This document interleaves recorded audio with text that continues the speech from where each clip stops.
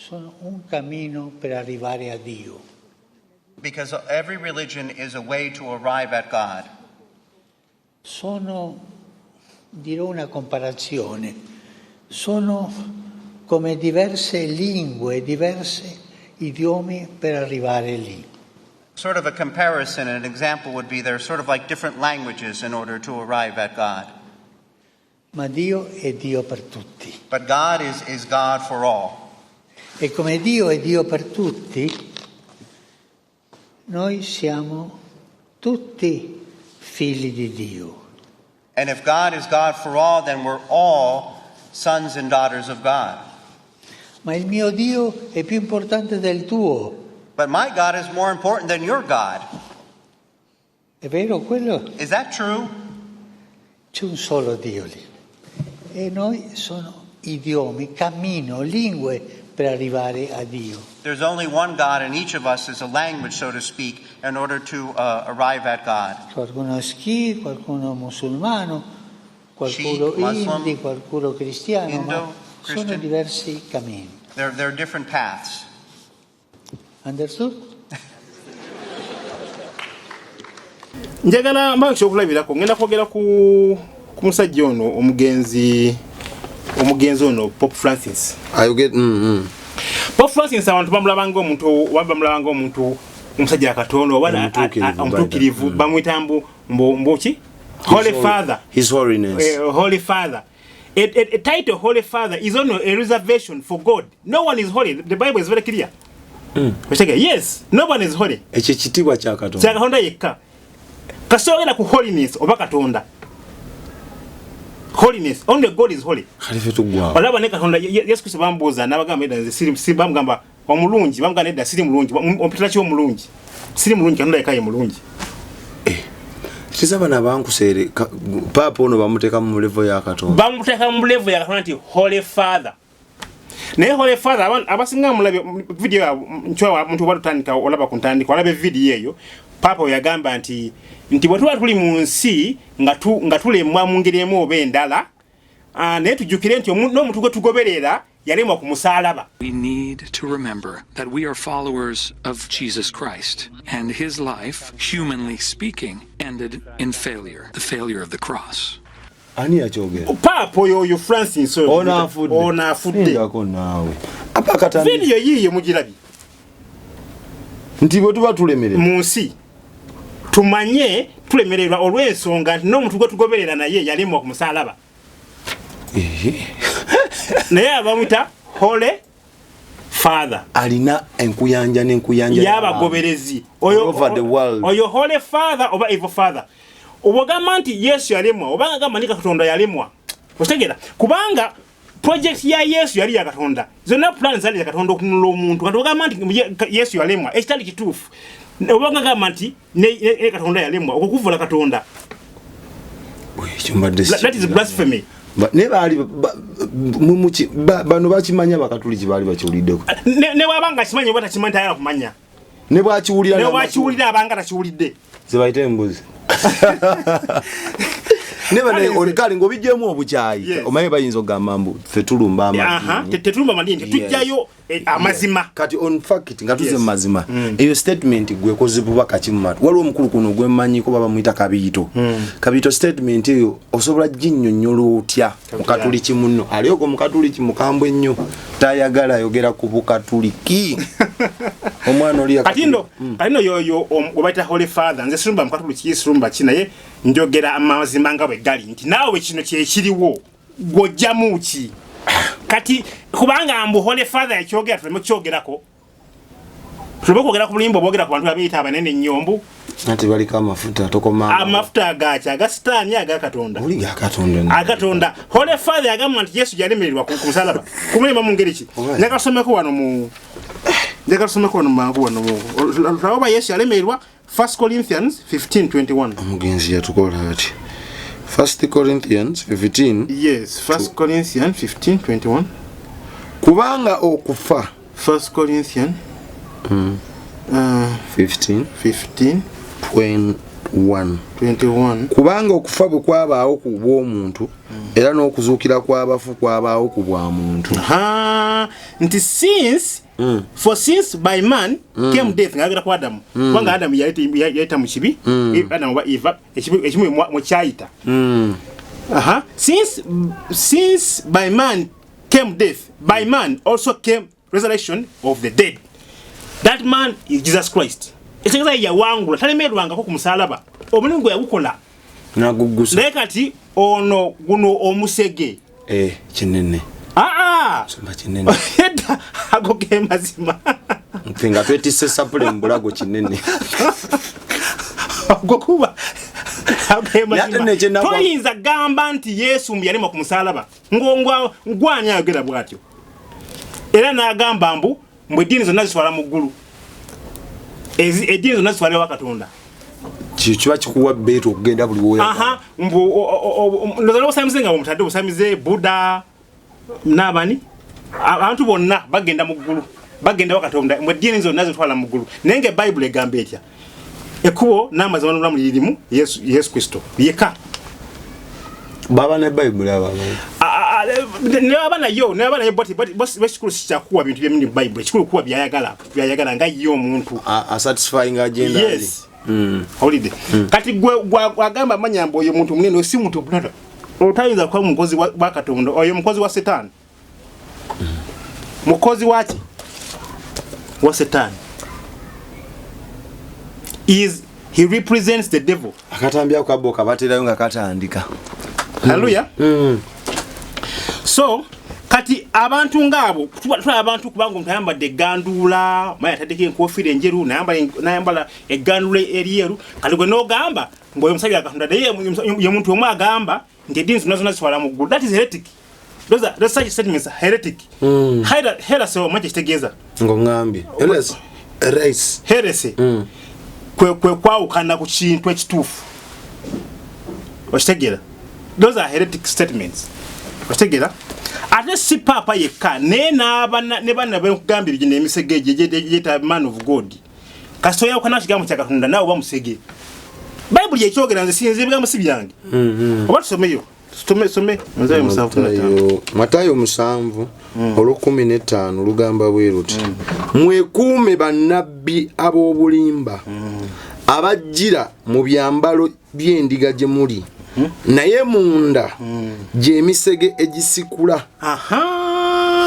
Kati omuntu agamba nti Yesu yalemwa ku musalaba ekiri off tekiri na Bible tena Bible ekyogerako okukuba musege oba abamusajja Katonda akweteddewo ekigambo kya Katonda gene mu ggulu. Bo benyini bateke mu comment section bwe nakola observation bagenda nyiga okusinza ekigambo kya Katonda kino oba chechuga mazima gego. Yes. Okitegere mukulu soda goguba musege pure kati tuguyite kikyati oyo musajja Katonda kiringa omuntu okuwa obutwano gamba nedda omuntu omwagala nnyo ne wakuwa obutwokiriza ndikubanga omwagala nnyo oba busiru gaba magezi wa busiru upumbavu omuntu akuwa butwa bagali muna omusajja akutadde mu muntu oyo mwagala nnyo muntu wange nnyo kububwembulya mu obusiru obuzaale buyonke ena zeni mukambu ndege mazima ngugambi naye nga munange nze nkwetondera n'ekituufu kiri nti ge mazima. Yes. Following subscribing ensonga nkuyanja zikyakola ki kati abo men of God bana bali mudaba quotation okitegeera kati nyankula characteristics zaabwe. I want us to look at the characteristics of such people. Njaga tutunule ku mbala zaabwe ensobola okuyamba nti ono musege n'omutegeera awanu wensinga okwagala. They are knowledgeable. Bamanyi ndaba quotation balina okumanya engeri gy'okukontrolingamu abantu engeri y'okubakosa ekintu kyoyagala okuwuddisa. That's why I said they are knowledgeable. Balina okumanya okugwa mu ttuluba lyabwe. Yeah, knowledgeable in double quotation means they are not actually learned. Knowledgeable in double quotation means in reality mu byaddala they are not learned. Tebasoma wande bayinza okwanegana amagezi gensi naye omuntu nga n'ogaana ebyakatonda n'osaba kugobera sitaani mu kumanya ng'okimanyi ky'ogobera kikyamu naye n'ogenda maaso n'okigoberera toyinza kungamba nti oli mugezi wasoma naye oba olina PhD oba musirwati wasoma siro kikuba nnyo oba mupumbaavu. Yes, awulidde. Well, they have acquired this worldly knowledge, and some of them have PhD, but in the spiritual realm they are not learned. Balina zi PhD, balina gana amagezi gensi, naye bwe tudda mu by'omwoyo. Kotiya, sanja. The person who is learned is the one who believes in the word of God. Omuntu omumanyi yoyo akkiririzira mu kigambo kya Katonda. The person who is learned is one who believes in the word of God, with not in his own understanding. So si mu kumanya kwe yenga ye. Hallelujah. Omuntu omumanyi. Njagala tusomeko wano mu Proverbs.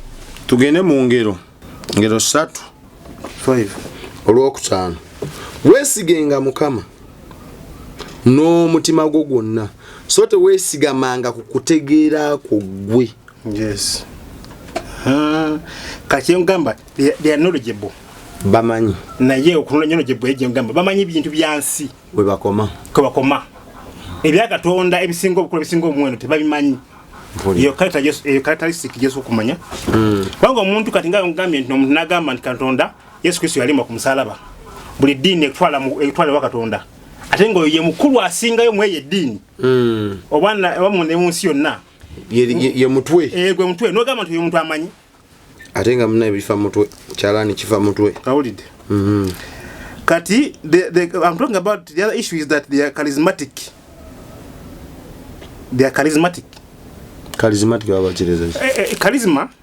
Ndeka sumi wano kigambo charisma ko kitegere bulungi. Ye muntu aina asobola okusikiriza abantu n'aba influencinga. Ye muntu ali charismatic. Wachegera. What's the Pentecostal charismatic movement? Pentecostal charismatic movement has very little to do with godliness. Bali na kitono nnyo bituka ku bya Katonda. Yes, it's charismatic movement. Bakozesa omanyi charismatic movement is essential based movement. Ekolera mu mubiri. Olaba omuntu nga yambadde suuti ennungi nga yanga ine motoka ennene nga ina sente nga yoga amanyi okwogera amanyi okusikiriza abantu ye muntu gwata charismatic. Kati ko kyangunye ky'okumuwuliriza ne wabanga byayogera busiru. Abana olulimi olusikiza. Olusikiza naye kati waba baga muno mgaga tayogera busiru. Buli muntu omgaga ne wayogera ekikyamu basika busesi. Ate muna azirina. Kati ne bana abana abakulembeze bafa bamu. Abaita ba men of God, abaita pastor bayogera obulimba. Oba abonadini abayogera obulimba.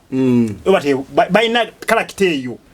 Eyokusikiriza abantu eyokwogera obulungi abantu ne babelievingamu. Naye nga babelievingiramu bukyamu. Segera. Wavingira bulimba. Tuli kumulamu okugamba nti lies versus truth is the real war. Nti obulimba nga bwambalaganye n'amazima lwe lutalo lwadda.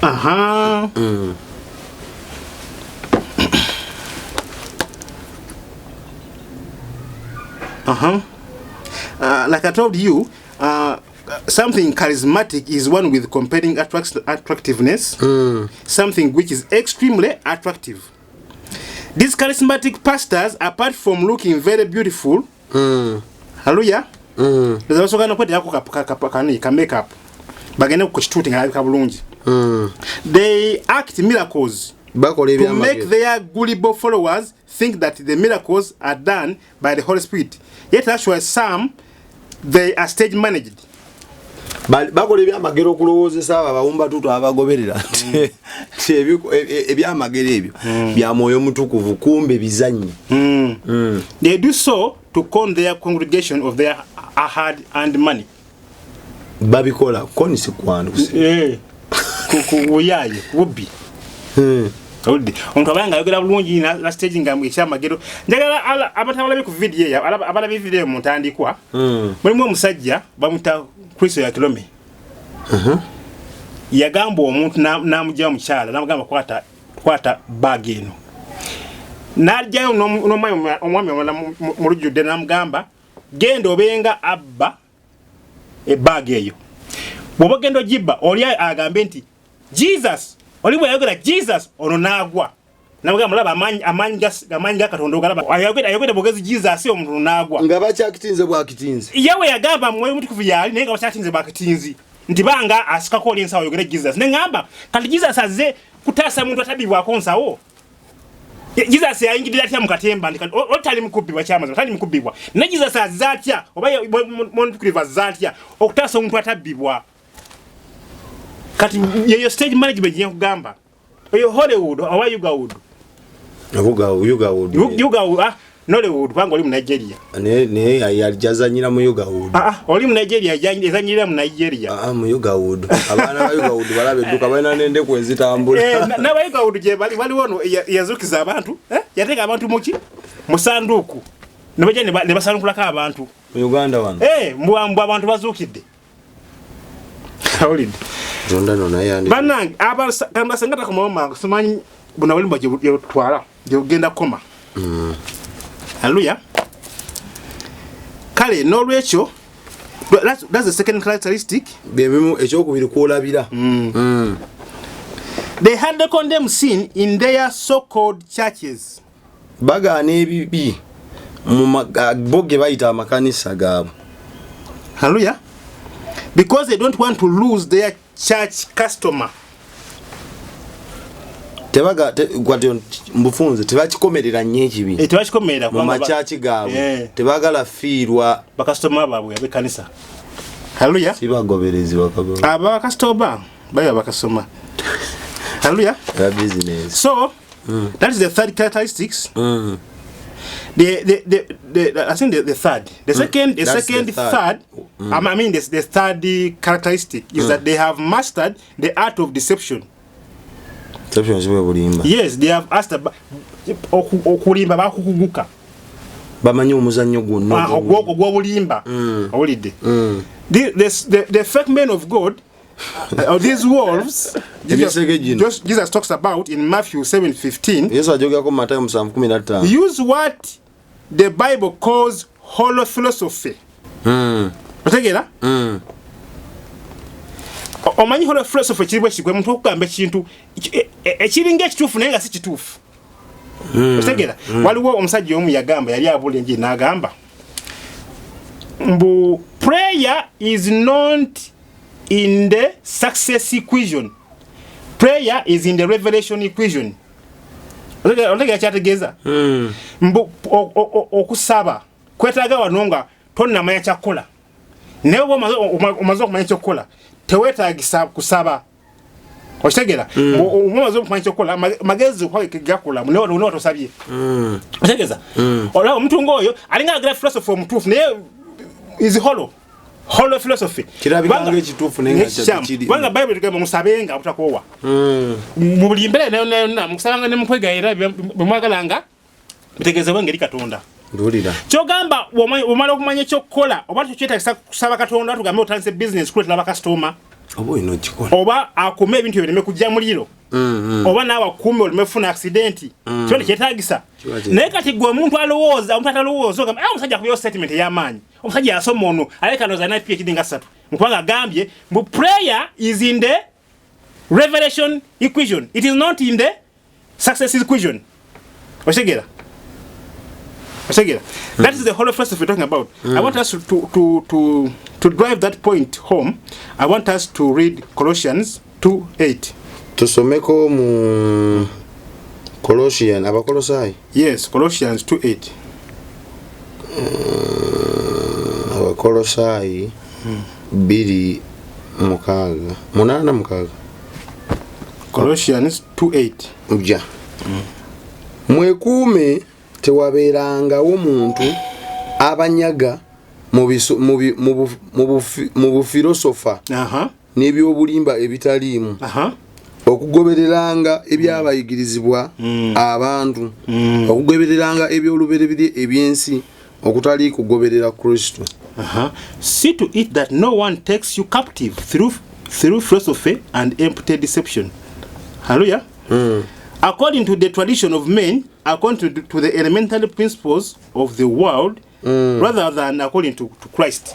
Kwegamba omuntu alimo kukuleetera ebibozibozi eby'ekiferefere nywena ku kigambo kya Katonda. Ekigambo kya Katonda kigamba nti musabe nga obutakoowa era mu kusabanga ne mu kwegayiriranga byemwagala bitegeeze ngeri Katonda. Katonda yalese philosophy ya kugamba mbuno obanga okusaba kwetagisa wano nga tunamanya kyakukola. Omanyi ekyokukola tekikutagisa kusaba. Kola bukozi n'amagezi go. Eyo whole philosophy. Eyogera kwa no Bible. Nze ekikulu sogera bintu byange, sogera byangezeka. Njogera bintu ebiriko n'ebyawandiikibwa. Hallelujah. Amen. I want us to read the waliwo omusajja omu yali ayogera omusajja omuyita Pastor Chris yayabulira yayogera ku kyawandiikibwa kiri mu 1 John 1 John Yokaana ekisooka 1 and 9 Yokaana ekisooka Yokaana ekisooka 1:9 yes njagala nkulabe Holy Philosophy ono watambula bwe twatula ebibi byaffe ye wa amazima era omutuukirivu okutusonyiwa ebibi byaffe n'okutunaazaako byonna ebitali bya butuukirivu. Yagamba if we confess our sins he is faithful and righteous to forgive us our sins and to cleanse us from all unrighteousness. Okitegeera? Kati ono ye n'agamba mbu ekintu tekirina kubeera mbu if we confess our sins, kirina kubeera mbu if we acknowledge our sins. Okumanya. Ye agamba mbu ekigambo ekyo tekirina kubeera if we confess our sins, kirina kubeera if we acknowledge. Ekigambo confession and acknowledgement byanjawulo. You may acknowledge without confession. Hallelujah. Naye nga yo Bible egamba mulina okwatulagana mwatulagana nga ebibya mwe mekana mekamu muwone. Naye kati ono yaba akyusizza nti gwe kaso kitegeera butegeezi tokyogerako tuteweenenya. In fact agenda n'agamba bw'obanga yagenda maaso n'agamba bw'obanga okitegedde nti oyonoonye gamba mugambi mukama wange nkitegedde nti nyonoonye nsonyiwa tekikwetagisa kukyogera. Mukama wange nkitegedde nti nyonoonye nsonyiwa tekikwetagisa genda muno okumugamba nti munaye nakoze ekizibu ekyo nakusobeza mu ngeri ne bwenti nsonyiwa. Oba nga Bible bagamba confess yatula naye gamba tolina kwatula olina kimanya bumanya. Okitegeera yo philosophy oyo gwe mugamba ali holo atakwatagana kigambo kya Katonda. Okitegeera ebintu nabyenjogera bizo kwa si byangu bya kutegeera naye wabanga oliko oli wakumanya ojja bimanya. Sina nange kya bakolera twekake.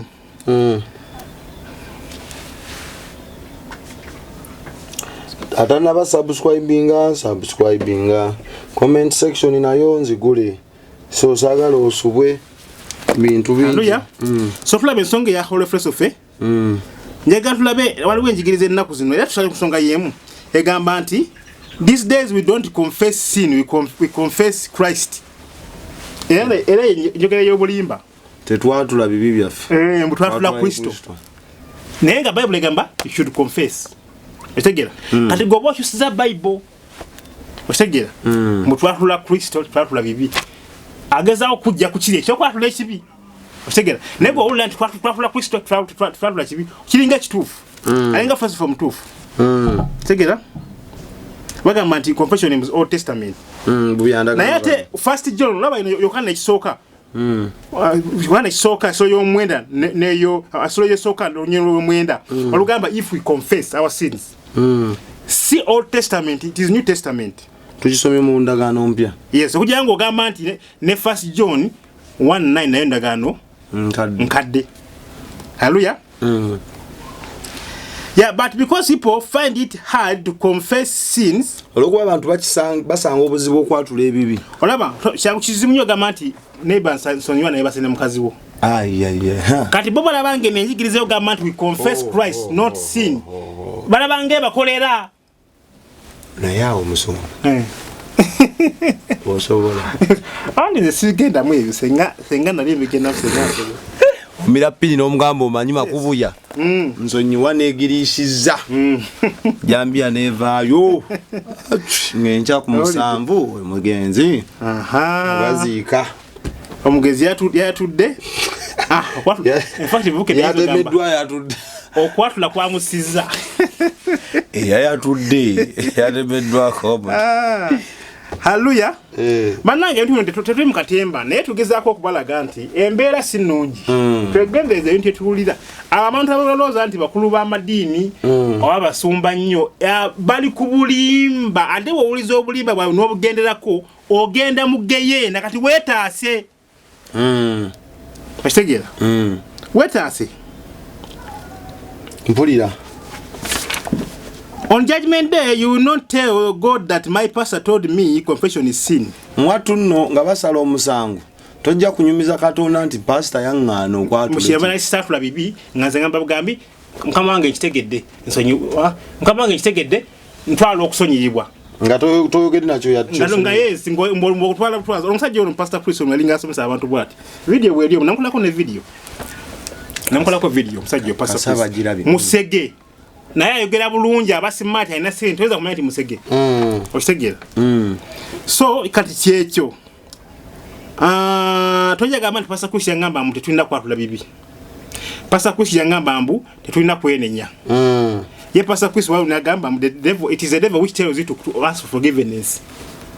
Mbu devil yagamba okusaba ekisonyiwo tolina kusaba kwenenya. Devil kyagamba omuntu okwenenya. Devil yaba yenenyeza naye. Devil aso kwenenya. Yakakeka gwa mudda. Awulidde. Kati kyekyo. Nga tunaatera omumaliriza. Tumalize. Ya. Ate mayiwo bawe bingi. Beera birano yomulamwa. Okay. Yes. Kati tunayongerako oba gundi ejja. Naye pati neddako twagala tulabe emu ku bintu ebyayogibwa abasajja bano tujja kwongera obimanya. Tulabe ne lwaki obulimba butambudde nnyo. Lwaki obulimba butambudde nnyo. So kati gwe omulabi ngenda kusaba lindirira. Bakubulidde ebimu ku bigambo ebyayogerwa abaami abo nga naye wokozesa amagezi. Video ziriyo okwajaza video bazalabye ndowooza. Olaba nga waliwo ekitagatta. Na lwaki obulimba busaasaana. Awo nyinyi oba osiibulira bw'oba oyagadde n'ennamba y'essimu oli yagadde okunoonyaako okweyongerayo ogibawe then ffe tubewa. N'okunyumyamu oli ayinza wagala okunoonyaako omusumba David. Abagima ennamba yange bagimanyi. Kale baziibule. Abatuliza abatulaba batwebaza nnyo. Obatandikira naffe mutandikwa mwebale nnyo otuliza manya bigaba bino si byangu bikaawa bunenge mazima gakaawa gugu kyo kimanyi lwase universal concept nti amazima gakaawa. Truth is bitter. Naye bw'omanya amazima kikuyamba okwekebera ntambula naye amazima oba sitamba n'amazima. Kubanga ekigenda kyaffe genda mu ggulu bw'olemera ku bulimba butwala mu geyeena tofaayo oba ono omusumba yaŋŋambye abanya bishop yaŋŋambye naye waba paapa nga yakugambye bwe kiba nga kyagamba kikyamu towuliriza. Kubanga kyagamba kiba nga kikyamu kitwala mu kuzikira okwemirembe n'emirembe kama babembeere nnyo omukisa. Tweyanziza wattu nze nno ntera bagamba nti gwe kasola ng'ebyogeddwa nino bikunyiiziza manyaka gatto kakutuuse. Nze kyensobola okukola nkwetondera naye sirina kyakukolera ge mazima. Ngenda kusaba tusisinkane mu vidiyo endala eziddako subscribinga commenting ekibuuzo kyo tujja kuba nga tukyanukula mu budde obutuufu. Abasharinga videos zino mukola omulimu gwa ttendo. Mukama Katonda abatuwere kye musinga okwagala. For now, bye bye. xpotv to the world.